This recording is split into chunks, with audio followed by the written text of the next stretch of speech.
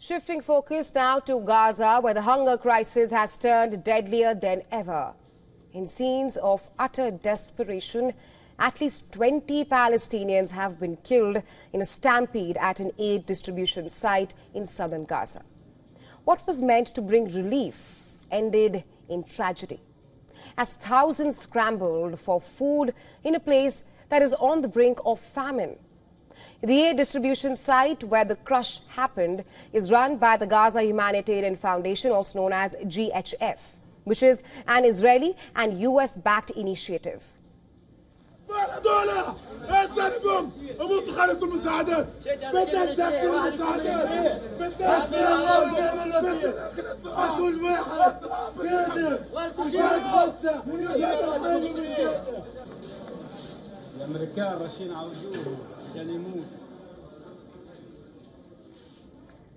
Videos showed Palestinians carrying casualties into Al Nasser Hospital in Gaza's Khan Yunis, and eyewitnesses narrating the scene of the crush.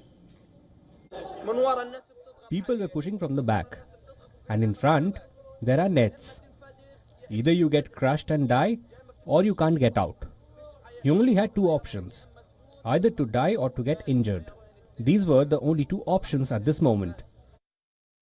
Several eyewitnesses said guards sprayed them with pepper gas after locking the gates, trapping them between fences. One injured man said people were crushed with nowhere to go.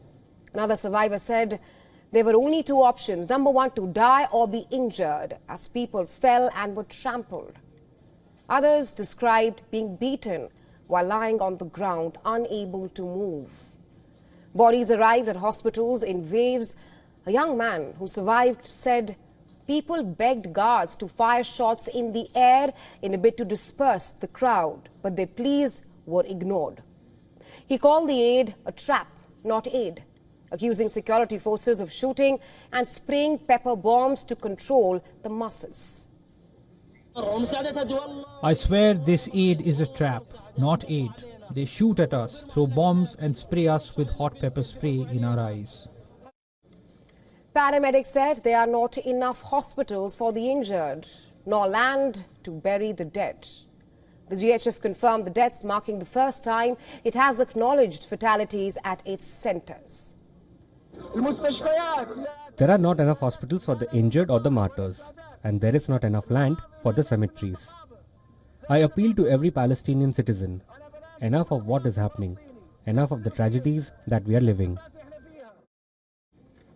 Local authorities claim Israeli forces have killed at least 500 Palestinians near GHF sites since they opened in May. GHF said 19 people were trampled and one was stabbed in what it called a chaotic surge triggered by agitators in the crowd.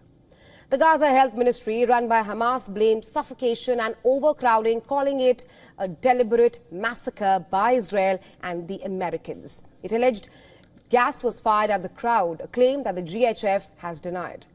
GHF instead accused Hamas of inciting the violence, saying armed elements purposely stirred unrest. It said multiple firearms were seen in the crowd and a US worker was threatened at gunpoint. These centers, opened since March, draw desperate crowds who often walk through dangerous military zones overnight in search of food. Survivors describe the distribution as a free-for-all with no order, and many casualties occur even before reaching the gates. Many in Gaza say the real solution is to open border crossings to let goods in rather than forcing people to risk their lives for food. Israel promotes GHF as an alternative to the UN system, which it accuses of letting Hamas steal aid, a claim that the UN has denied.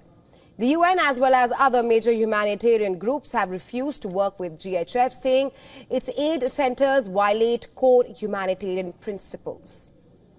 The war in Gaza, triggered by Hamas's October 2023 attack, has displaced nearly all of Gaza's population and created extreme hunger. Gaza health authorities say over 58,000 Palestinians have been killed, a number that only climbs in leaps. When will it stop is the question we ask tonight.